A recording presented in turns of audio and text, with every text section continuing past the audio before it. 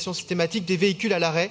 Avec moteur allumé, savez-vous qu'une cylindrée de 6 litres de type citadine ordinaire, dont le moteur tourne à vide, consomme en moyenne plus de 3,5 litres d'essence par heure. Or, cette pratique de faire tourner un véhicule à l'arrêt, de faire tourner le moteur d'un véhicule à l'arrêt, est commune pour les taxis, les VTC, mais aussi chez les transporteurs routiers, les véhicules de livraison, les cars de tourisme, et de plus en plus de particuliers et particulières le font pour des raisons de confort. Or, malgré les textes, malgré la loi, les forces de l'ordre laissent très souvent les moteurs ont une tolérance sur cette pratique. Notre vœu fait 4 demandes. D'abord, qu'on systématise la verbalisation de ce type de pratique, qu'on qualifie symboliquement le stationnement d'un véhicule à moteur tournant comme une infraction environnementale, que soit présenté en septembre 2019 devant la 3e commission un bilan du nombre de contraventions dressées pour les véhicules stationnés ayant laissé leur moteur allumé, et enfin que soit mis en place une campagne de sensibilisation à destination des automobilistes sur l'impact environnemental de cette pratique.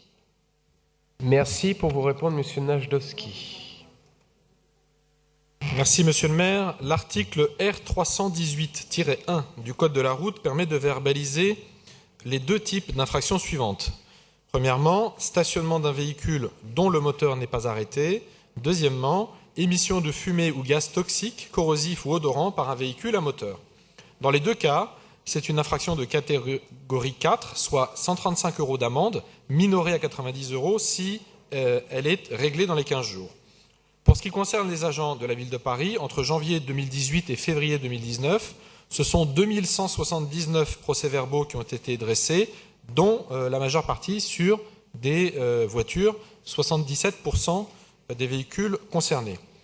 Les agents de terrain verbalisent lorsqu'ils constatent des infractions. Il n'y a pas à proprement parler d'opérations ciblées uniquement sur ce type de contrôle, car il nous semble important de garder un maximum de polyvalence dans les missions des agents. Il faut également avoir en tête que la constatation de ce type d'infraction peut être difficile à effectuer, un conducteur pouvant éteindre son moteur à l'approche des agents en uniforme. Pour ce qui est des opérations autocars de tourisme, c'est un point de vigilance pour les agents. Nous passerons toutefois les consignes aux équipes d'accroître leur vigilance sur ces infractions, et nous proposons également, dans notre amendement, à ce que les agents de la préfecture de police puissent verbaliser ce type d'infraction. Concernant votre proposition de nommer symboliquement infraction environnementale, ces infractions, elle est intéressante. Nous devons saisir les services de l'État afin de voir s'il est possible de l'inscrire sur les procès-verbaux, mais nous pouvons déjà faire des statistiques regroupant sous cette catégorie les infractions liées à la pollution atmosphérique et sonore, et je laisserai monsieur le représentant du préfet de police répondre sur la proposition concernant les véhicules des forces de police.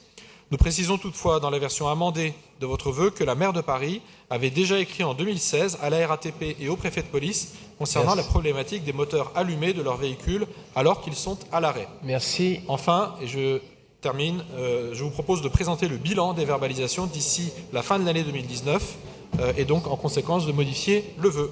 Merci, monsieur le représentant du préfet de police. Merci monsieur.